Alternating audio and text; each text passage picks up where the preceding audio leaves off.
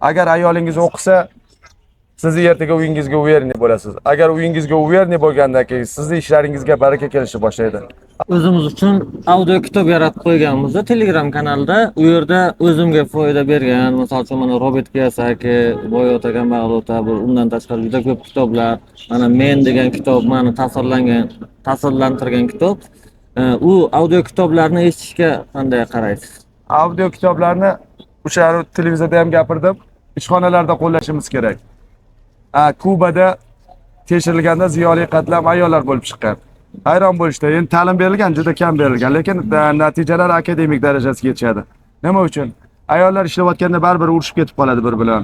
Bu eski paytda chigitda o'zimizda ham shu narsa bo'lgan. Lapalar, dostonlar yetib o'tirgan, odamlar chalg'ib ishini qilgan. Mayda ishlar inson charchatadi. Bugungi kunda jamiyatimizda ayolni ilmi olish qanchalik muhim? 100% ilm muhim. Bilib olinglar, buyuk shaxslarning oldida buyuk ayollar bo'lgan.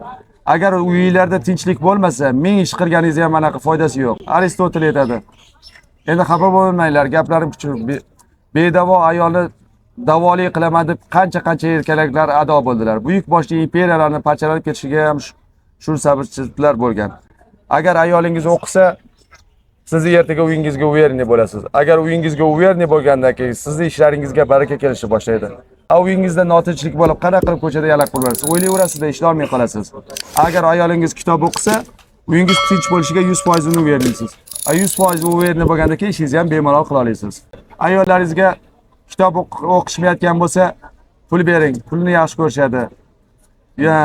Tilla buyum desa tilla buyum, ko'ylak desa olib bering, mayli 4 ta bo'lsa ham olib bering. Faqat ja bo'lmasa bitta kitobni, kichkinaroqlarni bering, raskazlarni bering, qiziqroqlarni. Bitta qiziq bo'lsa 3 ta kitob o'qisa bo'ldi. Nimaga? Ayolingiz uyda o'tiradi-da, biz ishdamiz, tosh davridan biri. Bolalar ko'radi-ku uni, o'qiyotganini ko'raversa, keyin qiziqib o'qishni boshlaydi.